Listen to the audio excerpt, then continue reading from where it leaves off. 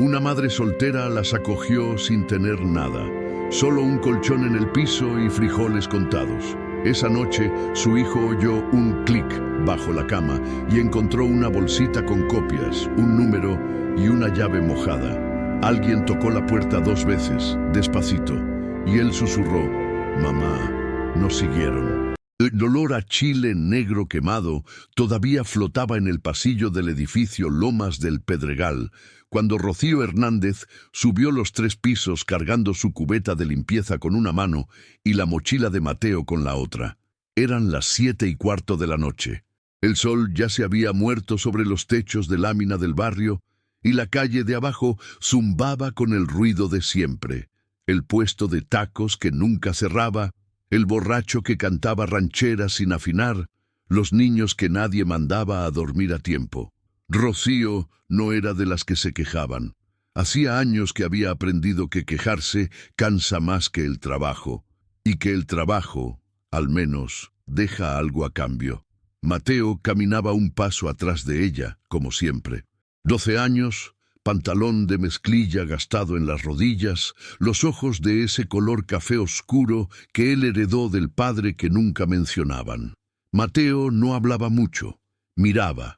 Observaba la forma en que la vecina del segundo bajaba la vista cuando pasaban, el gesto de la señora de la tienda cuando contaba el cambio 2 veces, el modo en que un desconocido en el metro tocaba su bolso si alguien se acercaba demasiado.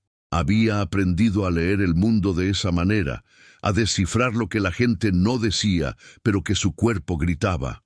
Rocío no sabía si eso era un don o una herida. Probablemente las 2 cosas. Cuando entraron al cuarto, porque era un cuarto nomás, con una cocineta en la esquina y un baño que compartían con el inquilino de enfrente, Rocío dejó la cubeta junto a la puerta y se sacó los zapatos con un suspiro largo, de esos que vienen del fondo del pecho. Mateo dejó la mochila en su rincón, el mismo rincón de siempre, cerca de la ventana que daba al callejón. La mesa de plástico verde tenía 3 patas buenas y una que cargaba con la ayuda de un libro viejo metido debajo. Sobre la mesa, Rocío vació la bolsa de su mandil, monedas, un billete de 20 doblado hasta la vergüenza y una nota del almacén donde le fiaban los frijoles. Contó sin prisa, sin esperanza de que el número cambiara. 340 pesos. Mañana había que comer. ¿Tienes tarea?, le preguntó a Mateo, aunque ya sabía la respuesta. «Ya la hice en el recreo». «¿Toda?» «Toda». Rocío asintió. Puso la olla pequeña en la hornilla de gas. Abrió la lata de frijoles que le quedaba. Los olió primero, por costumbre, porque en esta vida uno aprende a no confiar en las fechas de caducidad. Estaban bien. Los vació.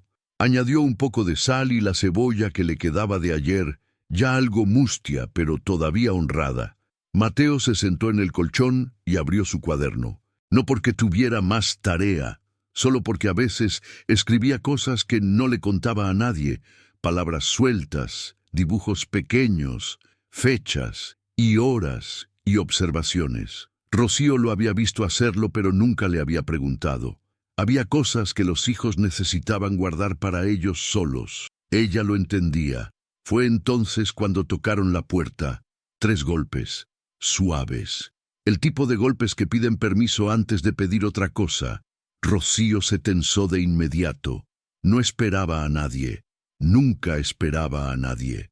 En los 4 años que llevaba viviendo en el edificio Lomas del Pedregal, las visitas sorpresa habían significado, en ese orden, el casero con el recibo, la vecina del tercero pidiendo prestado azúcar que nunca devolvía, y una vez, la peor de las veces, un hombre con tatuajes en el cuello que buscaba al inquilino anterior. Mateo levantó la vista del cuaderno. «No abras sin ver», dijo él con esa voz seria que no correspondía a 12 años. Rocío miró por la mirilla. Era Vero. Vero Salgado, la vecina de la habitación del lado, la que lavaba ropa ajena para completar la quincena y que sabía más secretos del edificio que las paredes. Pero Vero no estaba sola. Detrás de ella había una mujer mayor, Una señora con el pelo blanco recogido y los hombros encogidos como si cargara algo que no se veía. Y pegada a la señora, una niña pequeña con una trenza deshecha y los ojos más grandes y más asustados que Rocío había visto en mucho tiempo. Las tres estaban mojadas. La lluvia de esa tarde les había calado hasta los huesos. Rocío abrió la puerta. «Rocío, perdona», dijo Vero casi sin voz, mirando de reojo hacia el pasillo. «Estas señoras necesitan un lugar, una noche no más. Mañana las llevo al albergue del padre Tomás, te lo juro, pero ahorita no hay más opción». Rocío miró a la mujer mayor. Tenía algo en la cara que Rocío conocía bien. Esa mezcla de agotamiento y miedo que se instala cuando uno ha estado corriendo demasiado tiempo y ya no sabe si le quedan fuerzas para seguir. Era la cara que Rocío había tenido ella misma hace 7 años, cuando salió de la casa de Vicente con Mateo en brazos y nada más. Miró a la niña, 8 años quizás, los pies mojados, las manitas aferradas a la manga de la abuela. «¿De dónde vienen?», preguntó Rocío, aunque ya sabía que no iba a gustarle la respuesta. Vero bajó la voz hasta que casi no se escuchaba. «No preguntes, de verdad, es mejor así». Rocío miró a Mateo. Mateo miraba a la niña con esa expresión suya de estar calculando algo. La niña tembló, un escalofrío pequeño, de esos que el cuerpo manda cuando ya no puede más. Rocío abrió la puerta de par en par. «Pasen».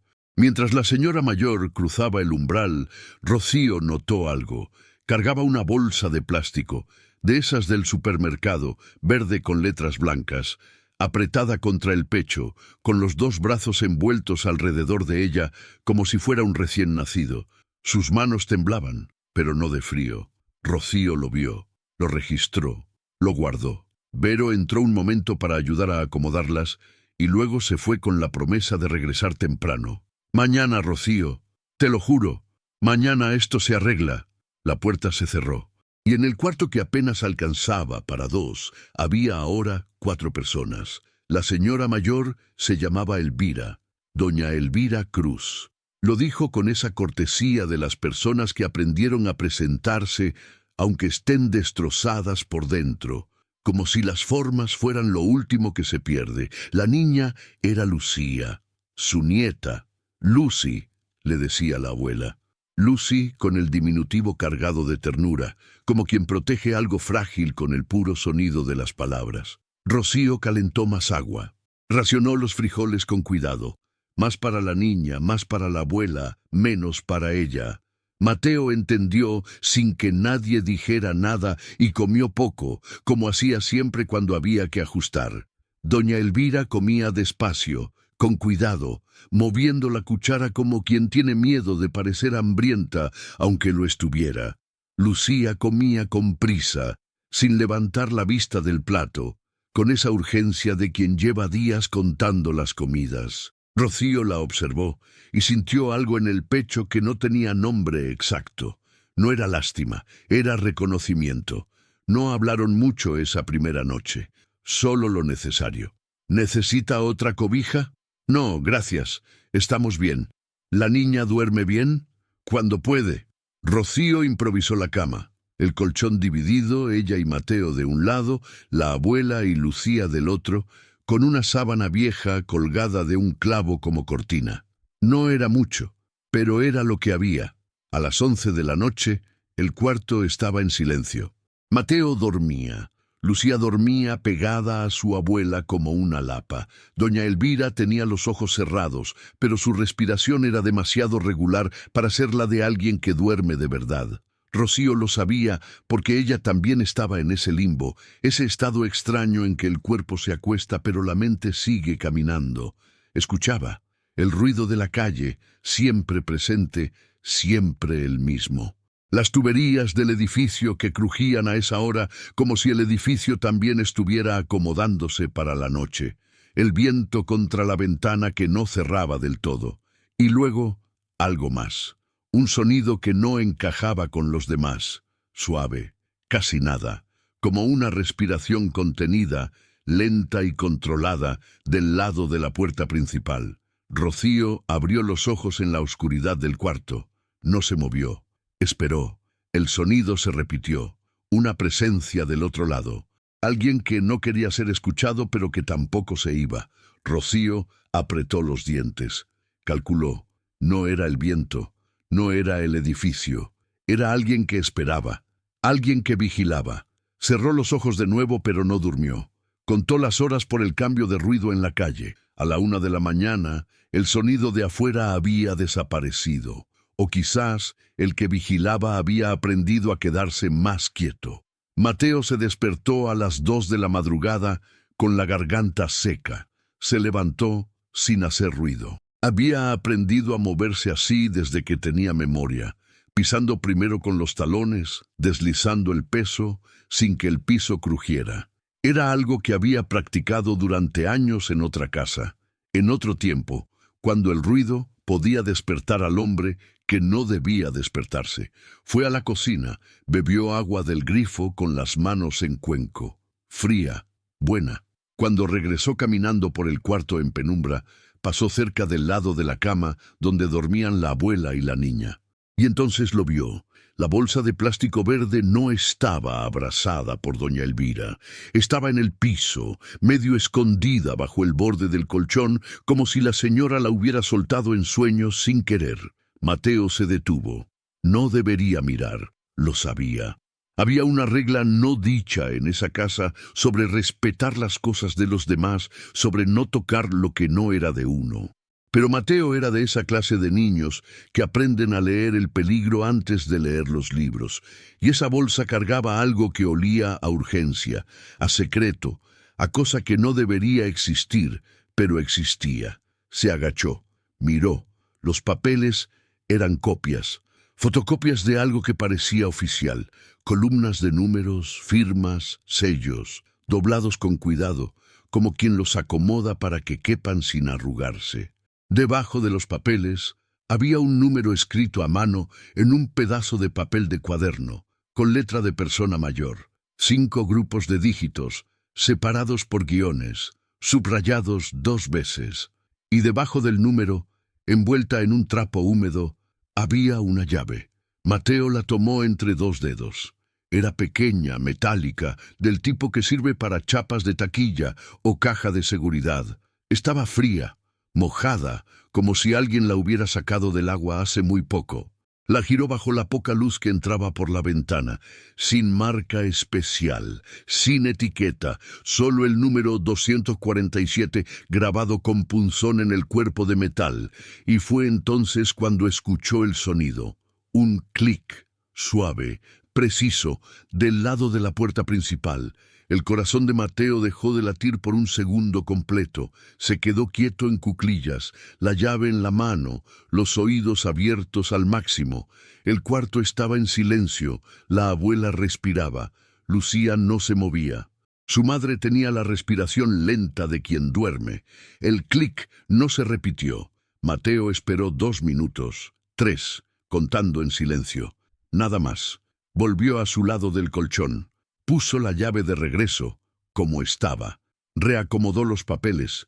Dejó la bolsa exactamente como la había encontrado, pero no durmió. Se quedó mirando el techo de concreto sucio, con el corazón todavía acelerado, pensando en el número grabado en la llave.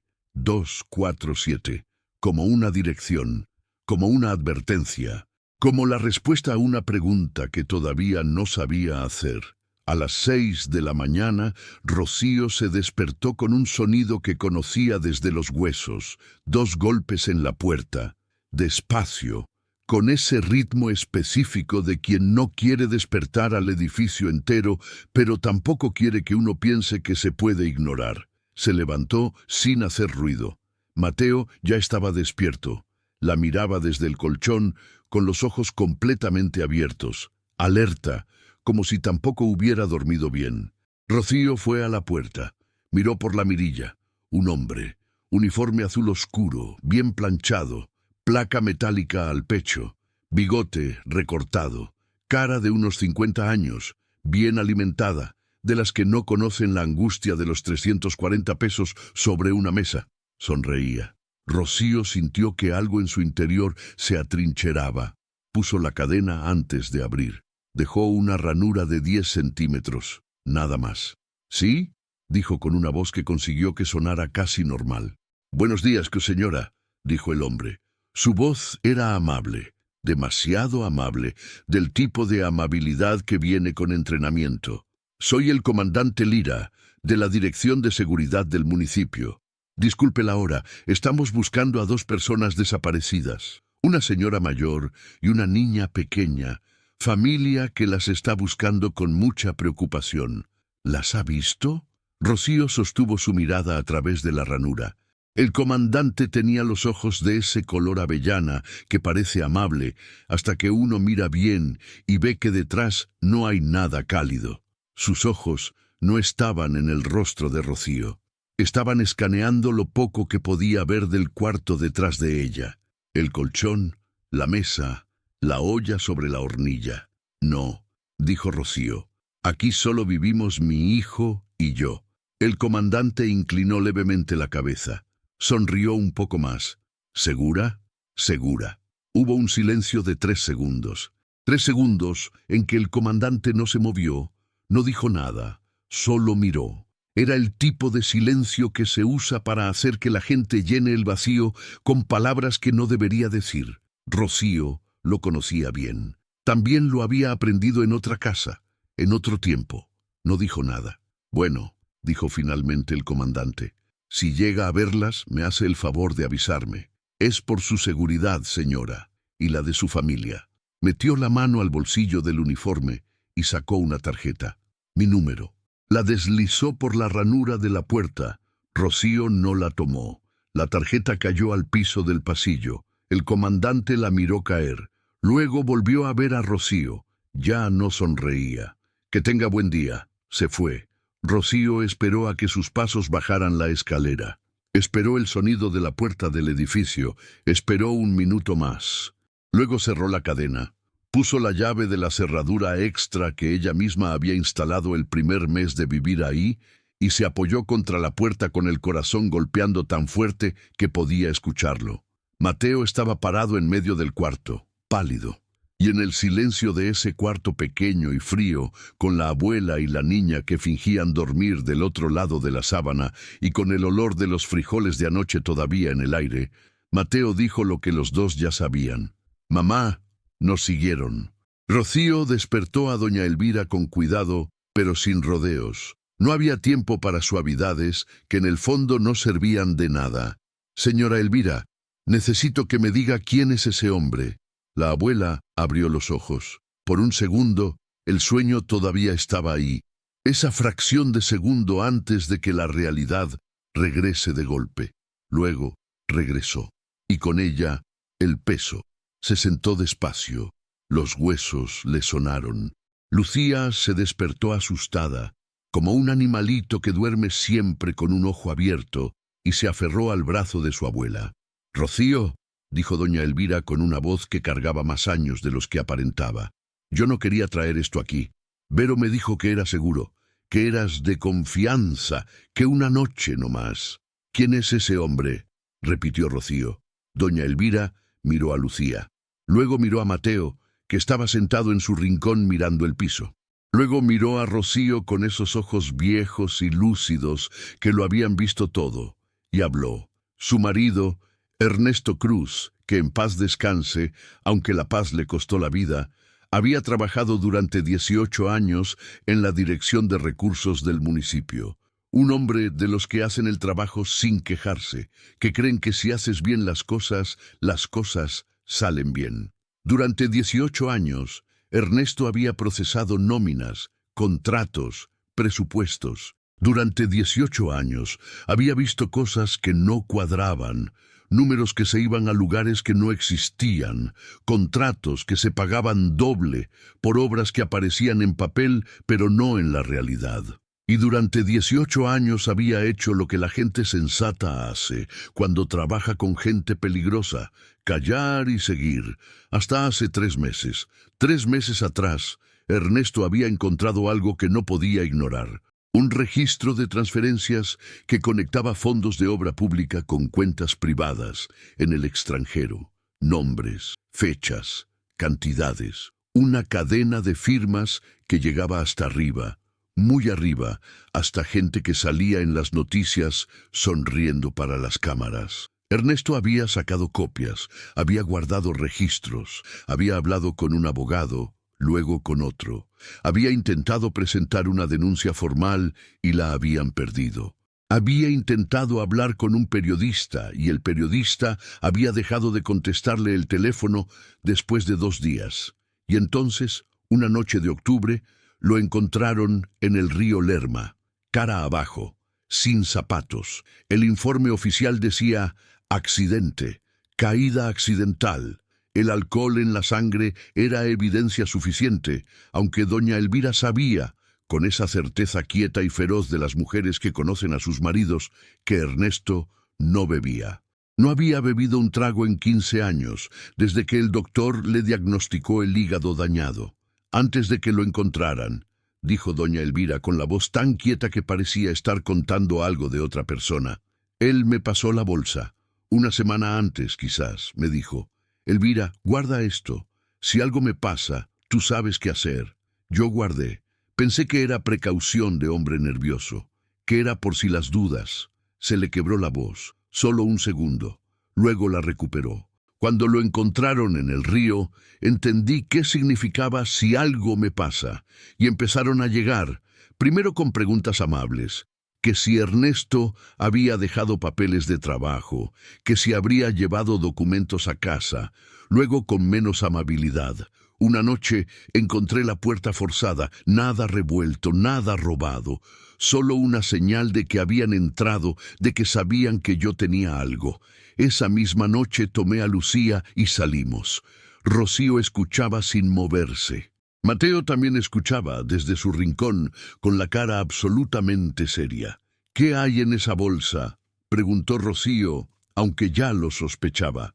Copias de registros, fotos de documentos, un número de cuenta bancaria y una llave de un locker en la central de autobuses, en el sector norte, taquilla 247. Ahí está el original, todo. Registros firmados, contratos falsos, transferencias con nombres y fechas. Es suficiente para que caigan muchos, no solo uno. ¿Y el comandante? Doña Elvira asintió despacio. Su nombre aparece en los registros. Él firmó algunos de los contratos fantasma. Él es quien ha estado cubriendo todo desde adentro. Y él es quien sabe que yo tengo la bolsa. El silencio que siguió fue de esos que tienen peso físico. Rocío lo sintió sobre los hombros. Mateo, en su rincón, no dijo nada, pero sus ojos se movieron 1 milímetro hacia la bolsa de plástico verde que doña Elvira había vuelto a cargar contra el pecho. Y Rocío pensó, ya no es una noche. Esto nunca fue solo una noche. Ese día, Rocío no podía faltar al trabajo, no podía darse ese lujo. 340 pesos sobre la mesa y la quincena todavía lejos. Dejó a los 4 en el cuarto con instrucciones claras. Nadie abre la puerta, nadie se asoma a la ventana, nadie hace ruido. Doña Elvira asintió como quien ha recibido instrucciones de este tipo antes. Lucía se sentó en el colchón y sacó de su bolsillo un lápiz corto, casi sin punta, y empezó a dibujar en la esquina de un papel de cuaderno que Mateo le dio. Mateo esperó a que su madre bajara las escaleras. Escuchó sus pasos alejarse.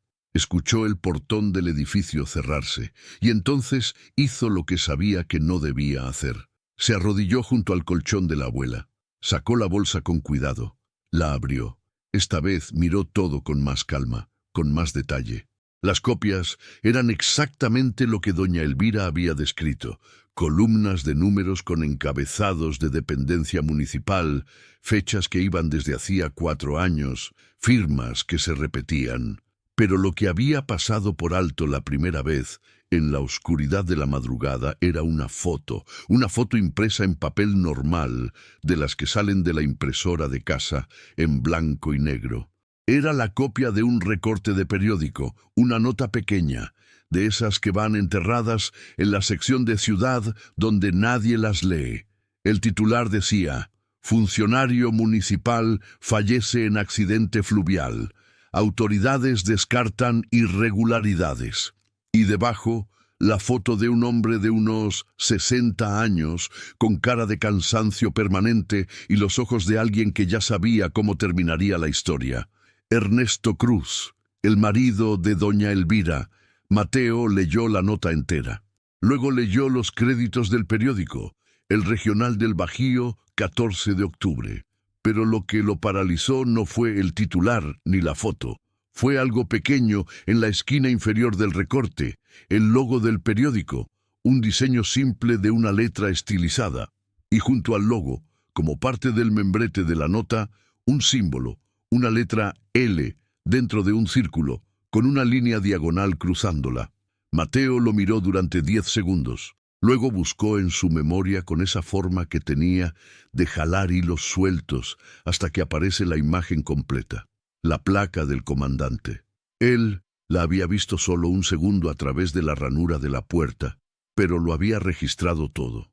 El uniforme, el bigote y en la placa debajo del nombre Lira I y del número de empleado, un sello pequeño, un sello de adscripción o de unidad especial. Una letra L dentro de un círculo con una línea diagonal. El mismo símbolo, la misma unidad. El corazón de Mateo latió muy fuerte 2 veces. Sacó su celular, un Nokia viejo con la pantalla rayada que Rocío le había comprado en el tianguis por 150 pesos y que tenía cámara pero poca memoria. Fotografió la foto del periódico. Fotografió el número escrito a mano. Fotografió la primera página de los registros, donde el encabezado de la dependencia era más claro. Luego lo guardó todo exactamente como estaba. Lucía lo había visto hacer todo esto desde su rincón del colchón, el lápiz quieto en la mano, los ojos abiertos. ¿Qué pasa?, preguntó ella con esa voz pequeña y directa de los niños que ya no hacen preguntas por curiosidad, sino porque necesitan saber si deben tener miedo. Nada, dijo Mateo. Estoy checando una cosa. ¿Qué cosa? Lucy se detuvo. La miró. No le digas a tu abuela que vi los papeles. ¿Sí? La niña lo estudió un momento con esos ojos que veían demasiado. ¿Es peligroso? No sé todavía. Lucía asintió. Los niños que han tenido que crecer rápido entienden el lenguaje del todavía. Entienden que a veces la respuesta honesta es más útil que la respuesta tranquilizadora. Doña Elvira llegó del baño en ese momento. Miró a Mateo. Miró la bolsa que estaba en su lugar. Miró a Lucía. La niña siguió dibujando como si nada. La abuela se sentó despacio y no dijo nada, pero sus manos, al acomodar la bolsa de nuevo, temblaban un poco más que antes. Esa noche, mientras Rocío pelaba las papas de la cena, tocaron la puerta otra vez. Esta vez era Vero. Entró rápido, mirando hacia el pasillo antes de cerrar, como un animal que verifica que no hay depredadores antes de entrar a la madriguera. Tuvieron mala suerte, dijo, sin preámbulo, sin buenos días ni buenas noches. Esta mañana había 2 hombres en la tienda de don Jacinto, preguntando por una señora mayor y una niña. Decían que eran familia, que la señora estaba descompensada y que la niña necesitaba medicamento. No son familia, dijo doña Elvira desde el colchón. Ya sé que no son familia, respondió Vero con una calma dura, de esas que se construyen a base de no poder darse el lujo del pánico. Por eso estoy aquí. Las tenemos que mover, ahorita en la noche o mañana muy temprano. ¿A dónde?, preguntó Rocío. Hay un lugar, la parroquia de San Judas Tadeo, en la colonia Guerrero. El padre Tomás. Él tiene un albergue de emergencia, discreto, sin registro en ningún lado. Sabe qué hacer con personas que no pueden aparecer en listas. Rocío procesó eso. Luego preguntó lo que importaba. ¿Es seguro? No hay nada 100% seguro, dijo Vero. Pero el padre Tomás no tiene nada que ganar entregando a nadie. Eso es lo más seguro que conozco. Doña Elvira se levantó del colchón con una lentitud que tenía más de decisión que de vejez. «Para que sirva de algo llevarme a mí y a Lucía», dijo, mirando a Vero con esa lucidez tranquila que Rocío había empezado a reconocer en ella. Necesitan la prueba completa, no solo las copias, el original. El locker, dijo Vero. Taquilla 247. Central de Autobuses Norte. ¿Qué hay adentro? Registros originales, no copias. Los documentos que mi marido fue guardando durante años antes de que lo mataran. Fotos de originales con sello húmedo. Contratos con firmas y fechas. Números de cuenta con movimientos. Si alguien serio recibe eso, cae gente importante. Rocío miró a Mateo. Mateo sostuvo su mirada y casi imperceptiblemente asintió. «Yo voy a buscar el sobre», dijo Rocío. «Rocío», dijo Vero, y su voz por primera vez tenía algo que no era solo practicidad. «Esto no es como prestar azúcar. Lo sé. Si te ven ahí, si alguien ya tiene la taquilla vigilada». «Lo sé, Vero». Hubo un silencio. Vero la miró durante 3 segundos. Luego asintió. «Entonces ve sola. Menos bulto, menos visibilidad. Yo me quedo aquí con ellas». Mateo se levantó. «Yo voy contigo, mamá». «No, mamá, tú te quedas aquí», dijo Rocío, y su voz tenía esa textura que no admitía negociación. «Tú cuidas a la señora y a Lucía. Es lo más importante que puedes hacer». Mateo apretó la mandíbula. Quería decir algo. Tenía 12 años y toda la rabia y la impotencia de quien ve el peligro acercarse y no puede pararlo con las manos. Pero entendió, o al menos decidió entender. Se sentó.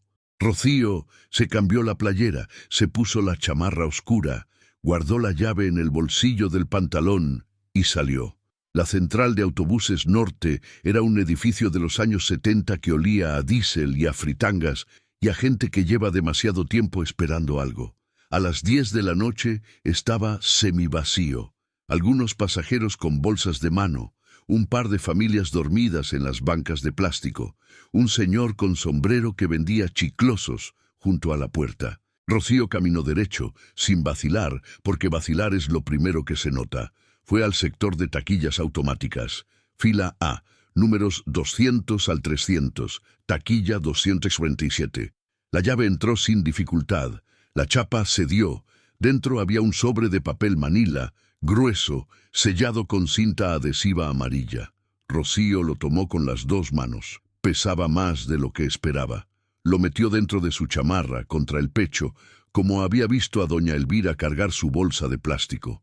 Cerró la taquilla, giró, y fue entonces cuando lo vio. Un carro estacionado junto a la banqueta frente a la entrada principal, sin placas visibles desde ese ángulo, las luces apagadas, pero en el interior la sombra de alguien sentado, quieto, mirando hacia la entrada del edificio.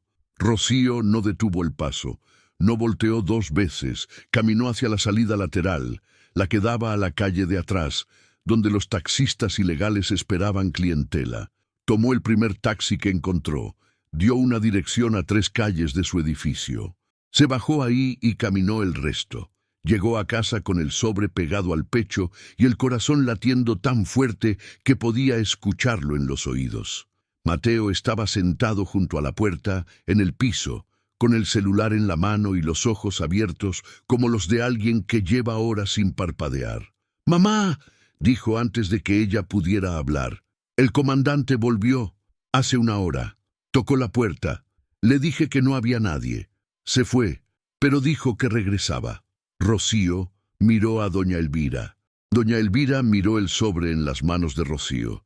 Lucía estaba dormida, pero con las rodillas pegadas al pecho, enroscada en sí misma. Vero estaba de pie junto a la ventana, mirando la calle. «Hay un carro», dijo Vero sin girar. «Lleva media hora estacionado frente al edificio, no es del barrio». Rocío dejó el sobre la mesa. Se sentó, y por primera vez, desde que había abierto la puerta, 24 horas atrás, dejó que la realidad completa de lo que estaba pasando aterrizara en su pecho. No habían encontrado refugio. Habían encontrado una bomba, y la bomba estaba en su casa. A Rocío no le temblaron las manos.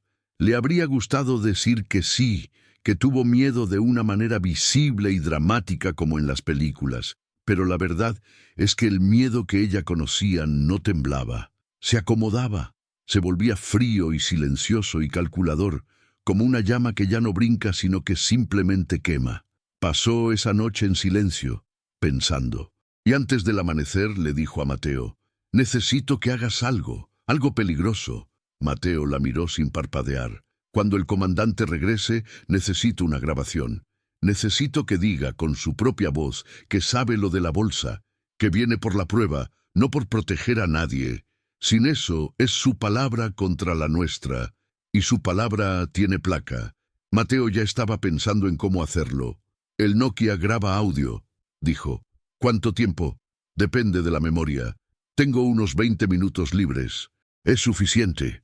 Mateo pasó la mañana configurando el celular. Lo probó 2 veces, grabando su propia voz desde distintos ángulos del cuarto.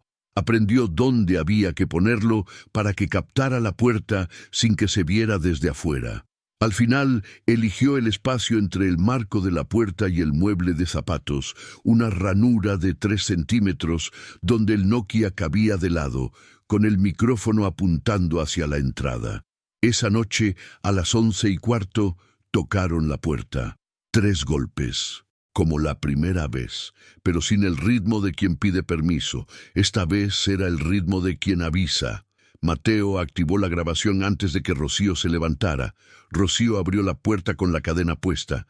El comandante Lira estaba ahí, esta vez sin sonrisa, con la cara de alguien que ya pasó por el protocolo de amabilidad y está listo para lo siguiente. «Rocío, seamos directos». Su voz era suave pero sin calor, como el acero a temperatura ambiente. «Tengo información de que hay personas en este departamento que no deberían estar. Una señora mayor y una niña. Necesito que me las entregues». «No hay nadie aquí», dijo Rocío. «Mira, entiendo que quizás alguien te pidió un favor, que tú no sabías en qué te metías. Eso habla bien de ti. Pero estas personas están involucradas en una investigación activa y su seguridad está en riesgo». Rocío lo miró a los ojos. «¿Su seguridad?» «Sí. Como la seguridad del señor Ernesto Cruz, el que apareció en el río». El comandante no se movió, pero algo en su cara cambió. Algo pequeño, en la zona alrededor de los ojos, que Rocío leyó perfectamente. «¿Qué dijiste?»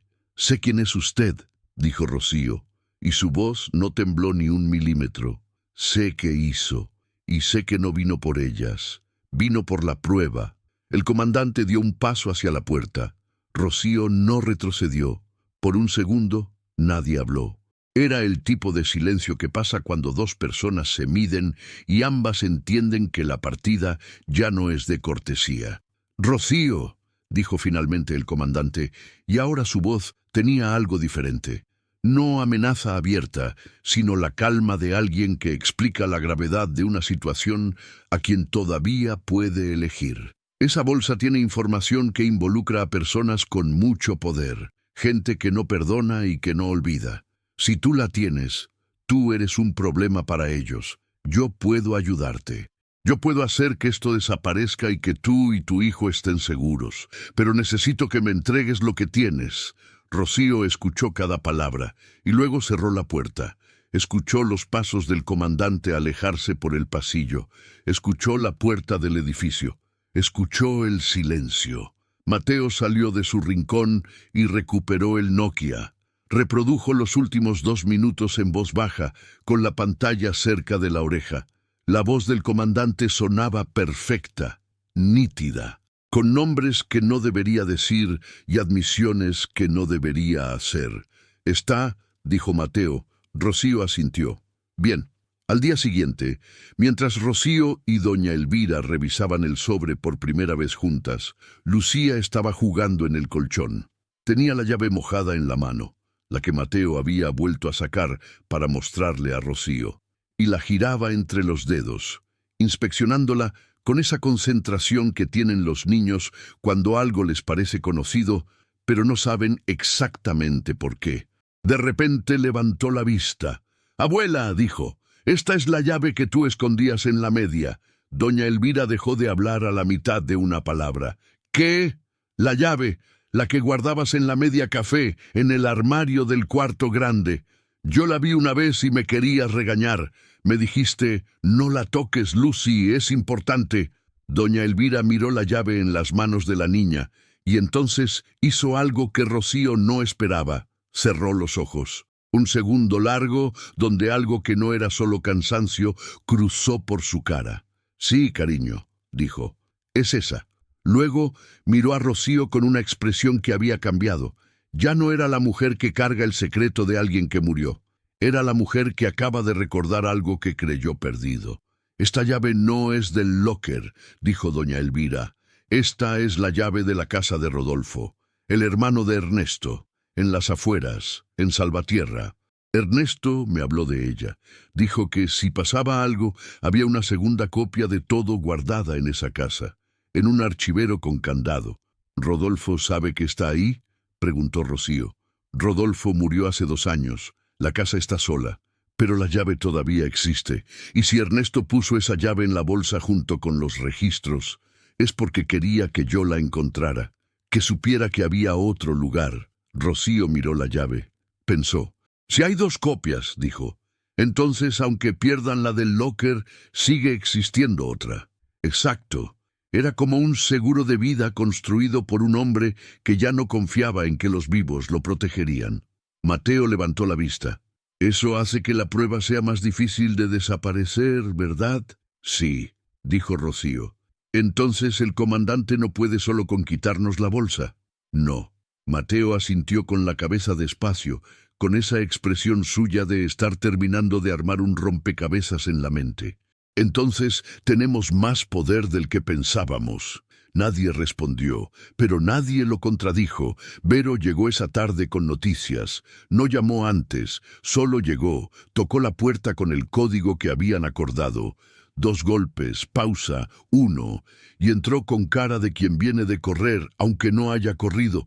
Traía a un hombre con ella, unos 50 años, camisa de cuadros, lentes de armazón delgada, la cara de alguien que ha visto demasiado y aprendió a no sorprenderse fácil, aunque debajo de eso se notaba algo que todavía ardía, la clase de rabia que se vuelve silenciosa y funcional con los años. Él es César, dijo Vero, periodista, trabaja en El Independiente Nacional. Lo conozco desde hace 10 años, es de confianza. César los miró a todos, miró a Rocío, a Mateo, a doña Elvira, a Lucía. No dijo hola ni buenas tardes. Dijo, ¿tienen prueba o solo testimonio? Las 2, dijo Rocío. ¿Prueba documental? Sí. ¿Grabación? Mateo sacó el Nokia. César lo miró durante un segundo con una expresión que por primera vez dejaba ver algo más que el periodista. El ser humano que todavía cree que hay historias que vale la pena contar. Cuéntenme todo. Y le contaron. Doña Elvira habló durante 40 minutos, con fechas, con nombres, con la precisión dolorosa de quien ha repasado esa historia tantas veces en su cabeza que ya la tiene organizada, aunque le cueste cada sílaba. Habló de Ernesto, de los 18 años en la municipalidad, de los registros, de las transferencias, de los contratos fantasma. Habló de la noche que encontraron a su marido en el río. Habló de la casa vigilada, de la puerta forzada, de la fuga con Lucía bajo la lluvia.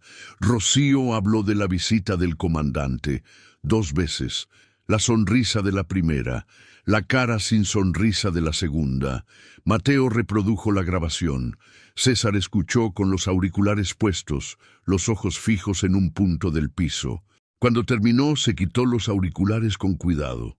«Eso es Lira», dijo, y en su voz había algo que no era solo confirmación profesional. «Lo conozco.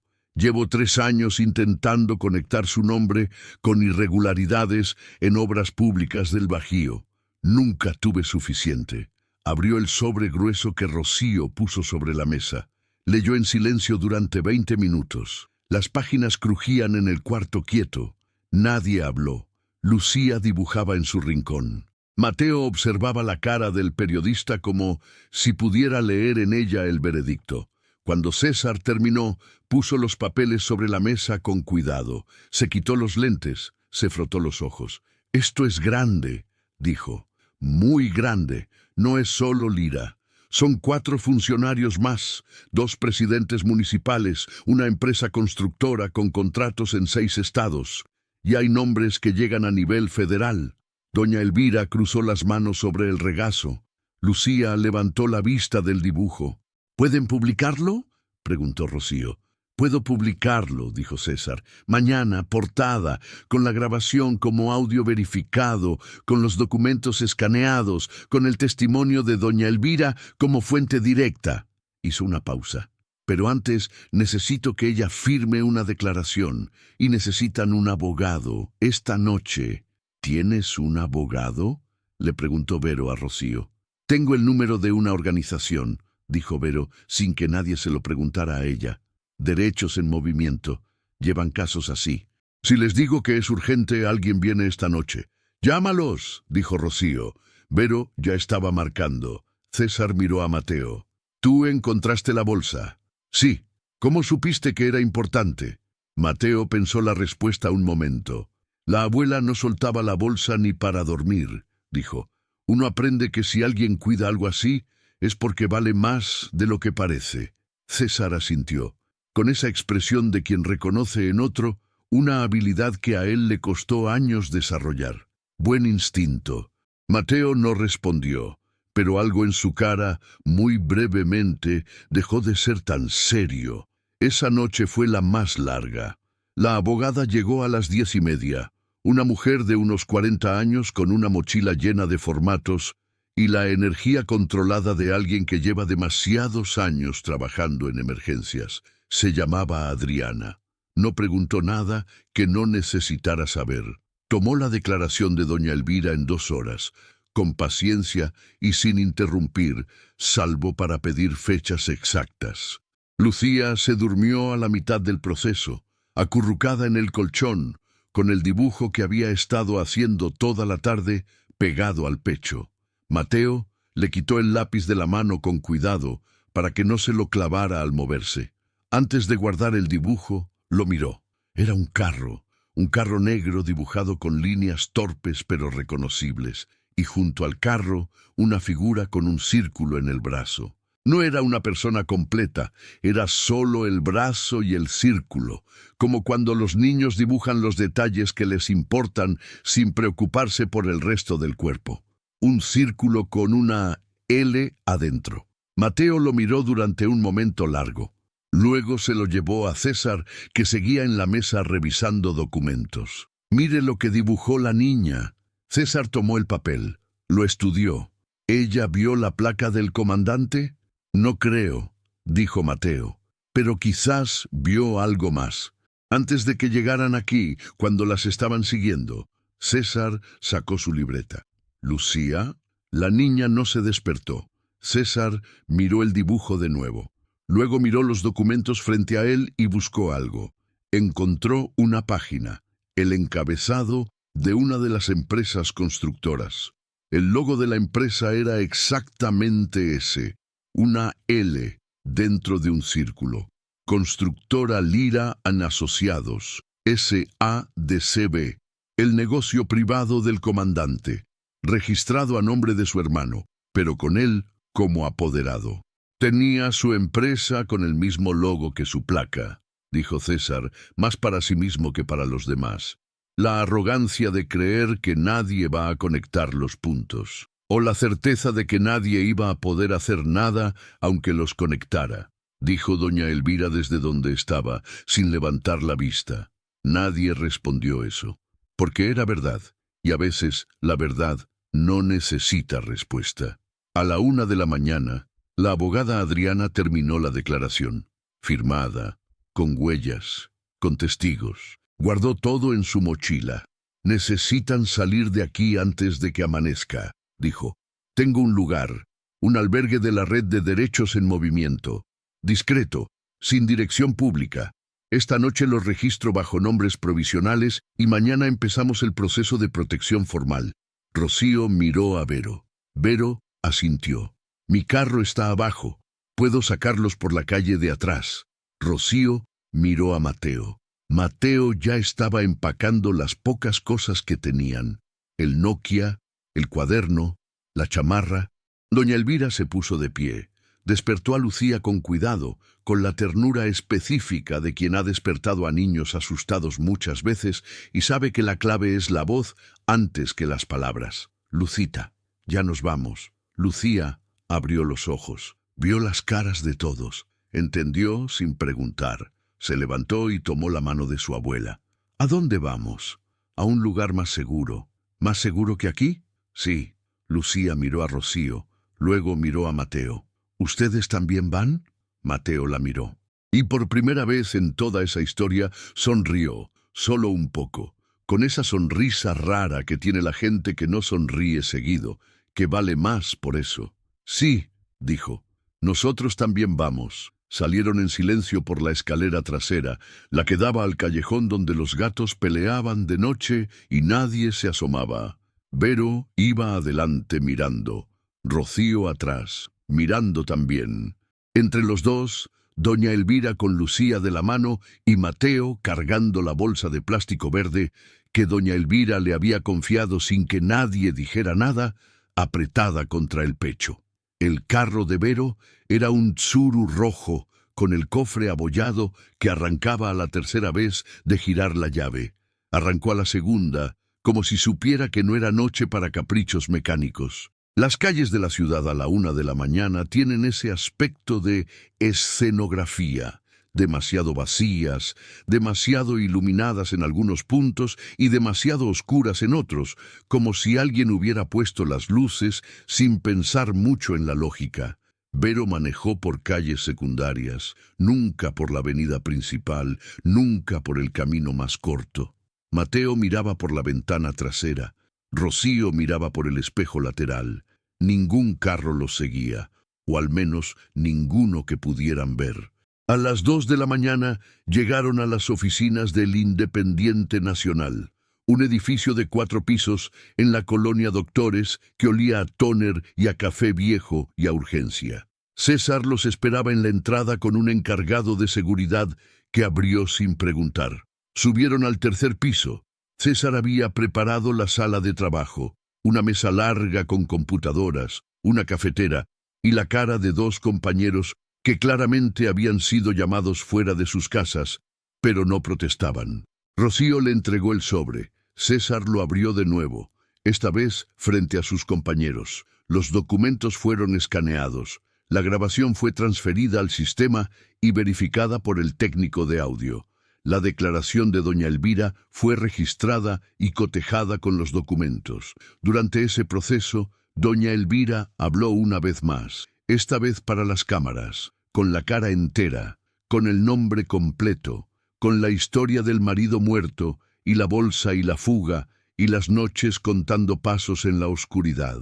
Su voz no tembló. Mateo, sentado en una silla junto a la pared, miraba a la abuela hablar y pensó, así se ve el valor, no como algo dramático, como algo quieto, como seguir hablando cuando lo más fácil del mundo sería callarse.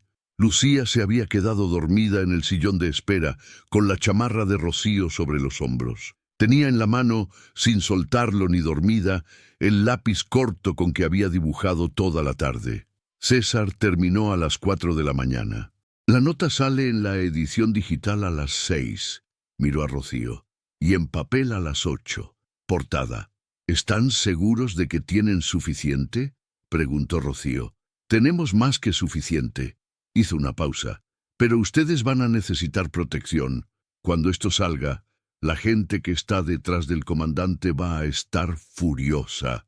Y la gente furiosa con poder hace cosas que la gente sin poder no puede hacer. Rocío asintió. Lo sabía.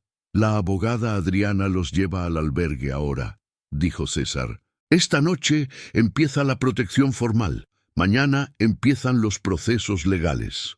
¿Y el comandante? César miró los documentos sobre la mesa. Con esto, el Ministerio Público no puede ignorarlo. Tenemos la grabación donde él mismo admite saber lo de los documentos. Tenemos los registros originales con sus firmas. Tenemos el testimonio de la viuda. Hizo una pausa. Va a intentar salir. La gente con poder siempre intenta salir.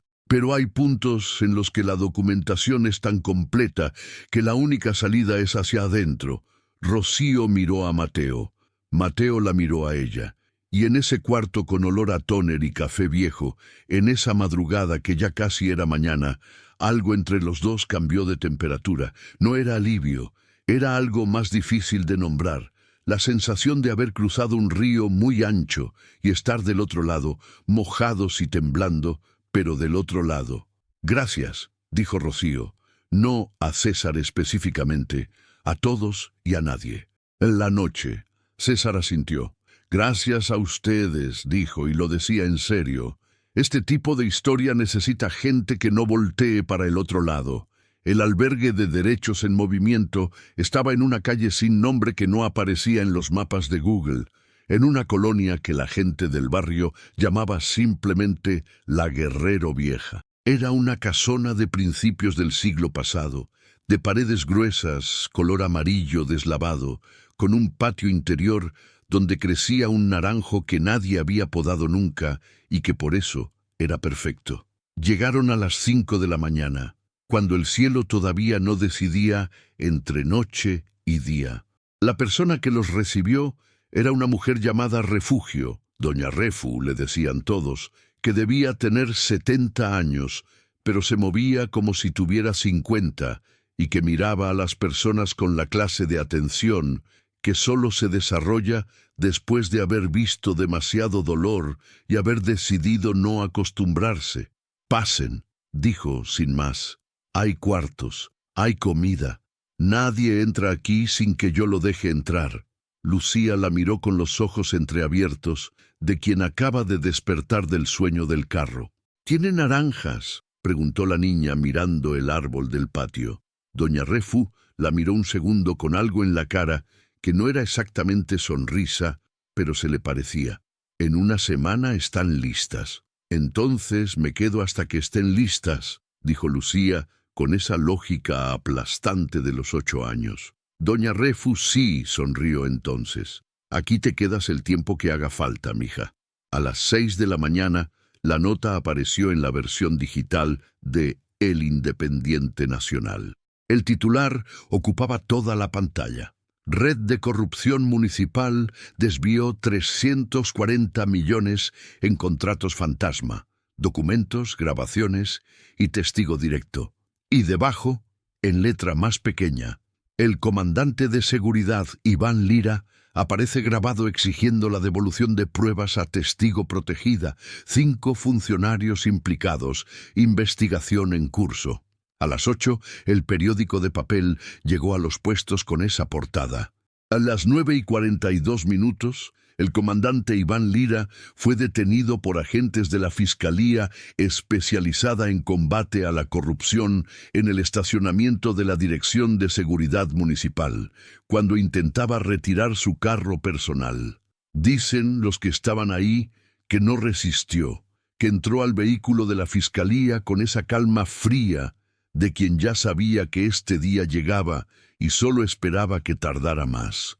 Dicen también que en el momento de la detención, su único comentario fue preguntar el nombre de quien había entregado los documentos. Nadie se lo dijo. Rocío se enteró de la detención a través del celular de la abogada Adriana, que le mandó un mensaje de texto a las 10 de la mañana con el enlace a la nota de seguimiento.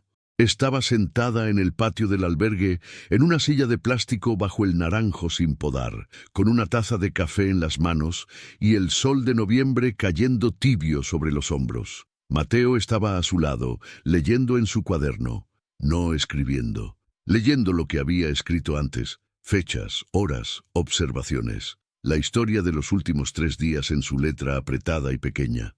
«Lo agarraron», dijo Rocío. Mateo levantó la vista. ¿Al comandante? Sí. Mateo asintió despacio. No celebró. No dijo nada durante un momento. Luego dijo, ¿y los demás? Los que están arriba de él. Rocío miró la pantalla del celular. La nota dice que la Fiscalía abrió investigación por los 5 nombres que aparecen en los documentos. Hizo una pausa. Va a tomar tiempo. ¿Mucho tiempo? Sí. Mateo volvió a su cuaderno. ¿Pero va a pasar? Rocío pensó en esa pregunta. Pensó en Ernesto Cruz al fondo del río. Pensó en doña Elvira cargando esa bolsa de plástico verde como si fuera lo último que le quedaba del marido, porque de hecho era exactamente eso. Pensó en la cara de Lucía cuando comió los frijoles de esa primera noche como quien tiene hambre de días.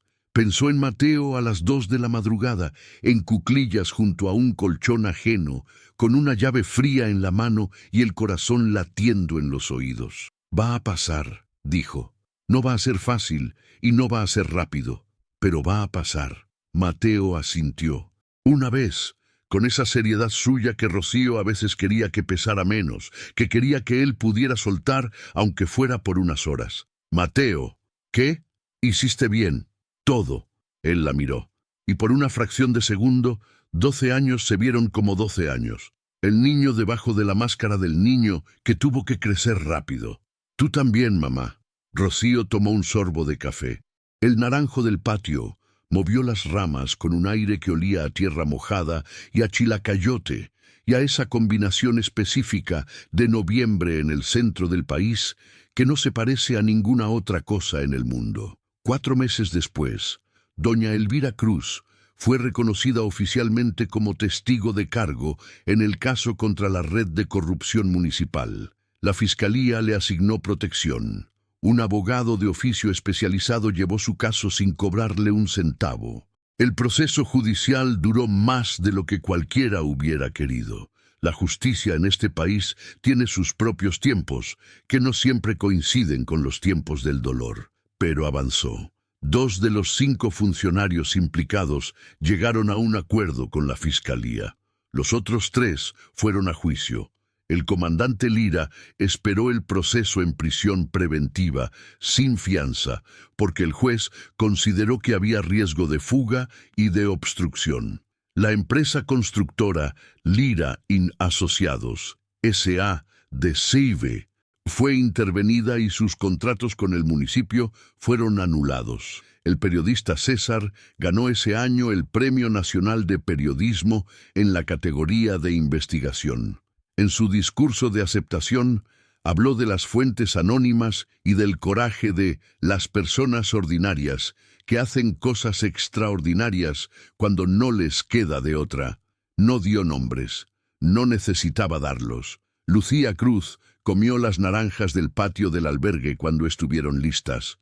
Resultaron ácidas, casi amargas, de esas que pican en las comisuras de la boca. Ella se comió 3.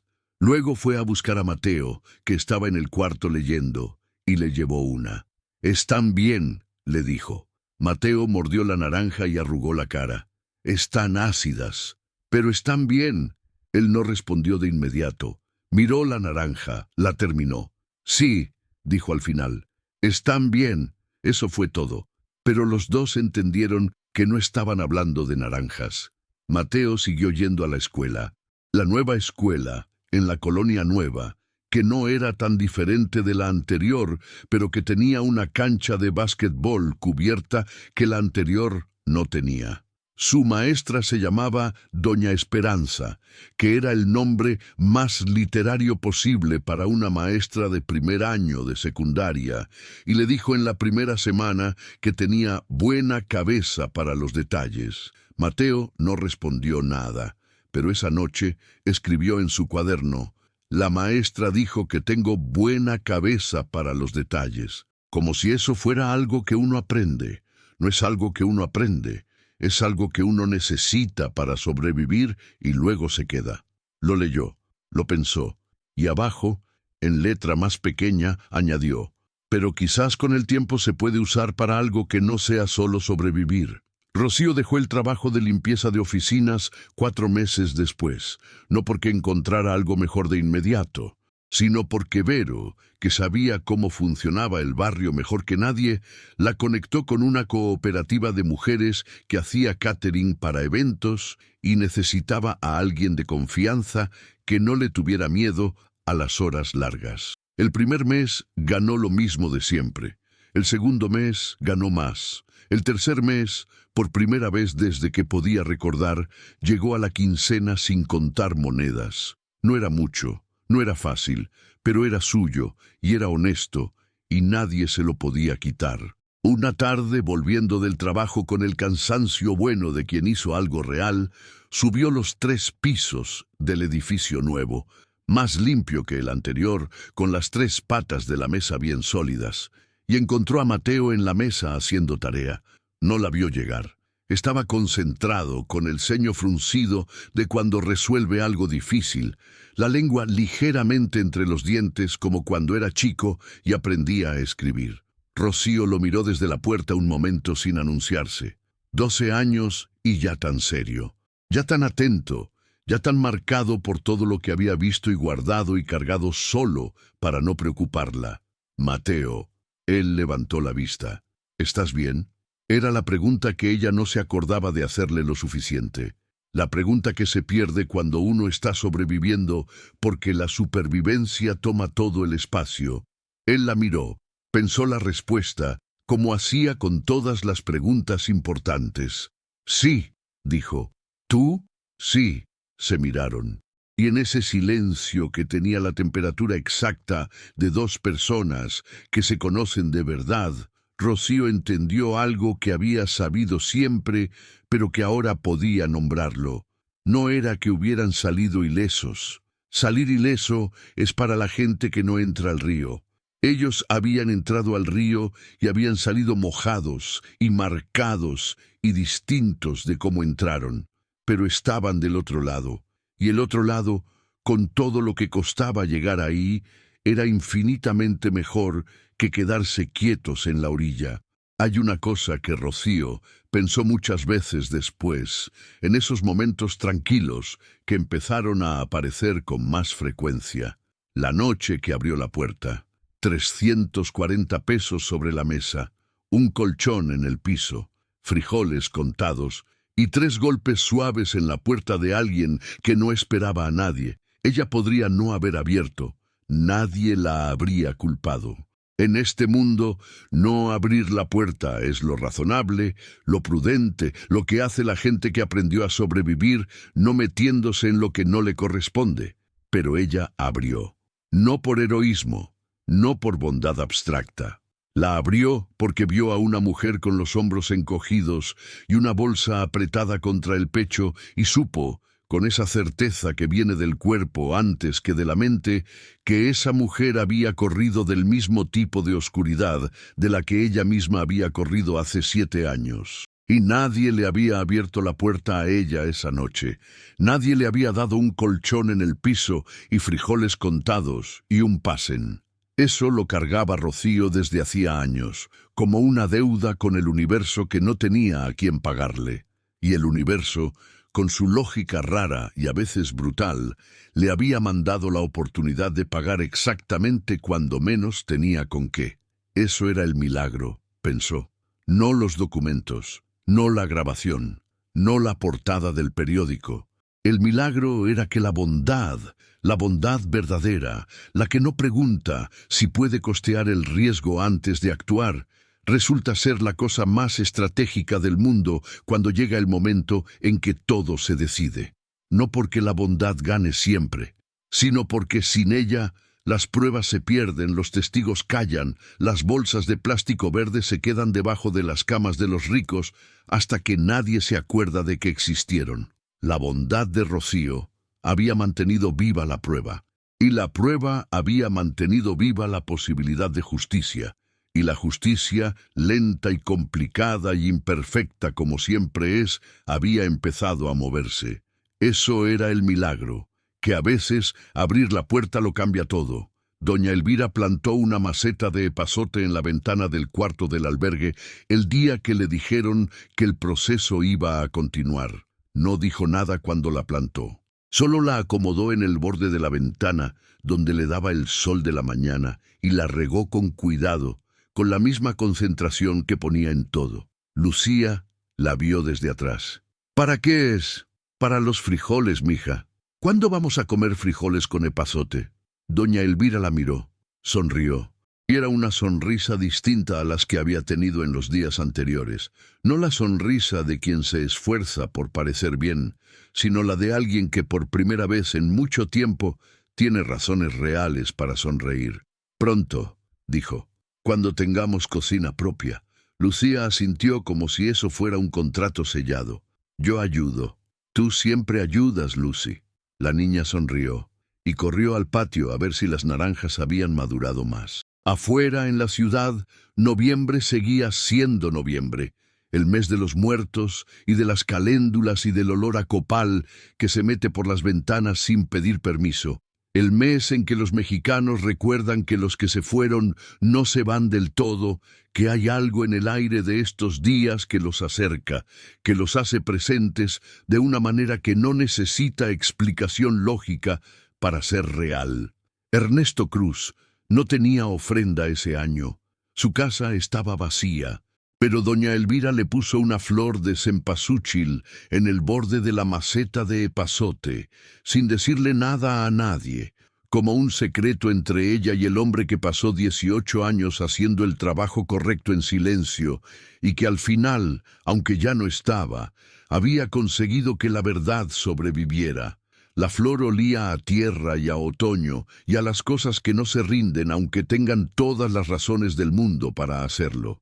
Y eso, en este país y en este tiempo, era suficiente.